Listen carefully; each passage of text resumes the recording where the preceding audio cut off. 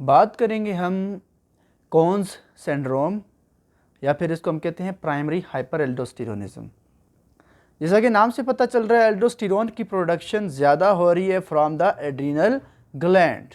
Aldosterone की production जब ज़्यादा होगी एड्रीनल ग्लैंड से तो हाइपरटेंशन होगी पेशेंट को, हाइपोकेलीमिया होगा और हाइपरनेट्रीमिया होगा।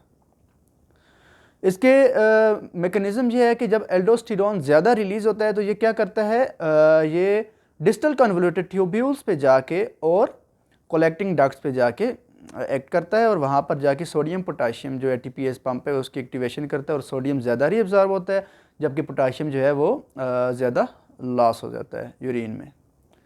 तो ये कंडीशन हाइपर नेट्रीमिया काज करती है, हाइपोकेलीमिया और वाटर की भी रीअब्जॉर्प्शन ज़्यादा हो रही होती है।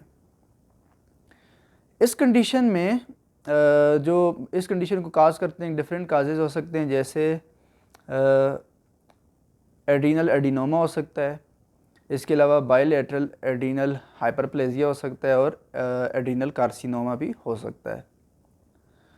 पेशेंट प्रेजेंट कैसे करेगा? एक तो पेशेंट जो है मोस्ट कॉमनली फीमेल्स होती हैं और 20 to 50 के दरमियान उनकी एज होती है और पेशेंट प्रेजेंट करते हैं विद हाइपरटेंशन और अदर फीचर्स भी हो सकते हैं, जैसे मसल वीकनेस हो गई, क्रैम्प्स हो गए, इस तरह की कंडीशन भी हो सकती है साथ में एसोसिएटेड। तो अगर हम डायग्नोसिस करें तो डायग्नोसिस के लिए हम सबसे पहले मेजर करते हैं प्लाज्मा एल्डोस्टेरोन कंसंट्रेशन और रेनिन एक्टिविटी को मेजर करते हैं और इसकी जो रेशो होती है वो 25:1 से नॉर्मली कम होनी चाहिए। अगर ये रेशो ज़्यादा है 25:1 से तो इसका मतलब है ये सजेस्टिव है ऑफ कॉन्स सिंड्रोम। दूसरी कंडीशन ये है कि जब पेशेंट हाइपर एल्डोस्टेरोनिज्म के साथ आता है तो जब हम उसको सोडियम की लोडिंग डोज देते हैं तो उसका जो एल्डोस्टेरोन है उसकी सप्रेशन नहीं होती।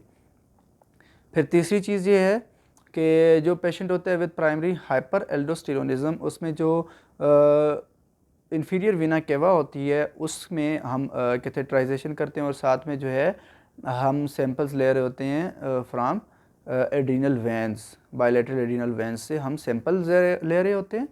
तो हम चेक करते हैं एल्डोस्टेरोन टू कार्टिसोल कंसंट्रेशन या फिर ratio. Aldosterone to cortisol ratio जब हम देखते हैं तो एल्डोस्टेरोन के लेवल्स सिग्निफिकेंटली हाई होते हैं as compare to cortisol.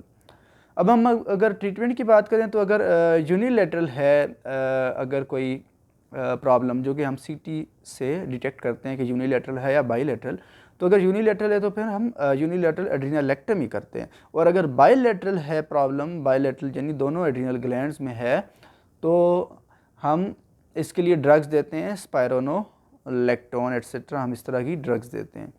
So this is all about primary hyper aldosteronism और Conn's syndrome. Thank you for watching.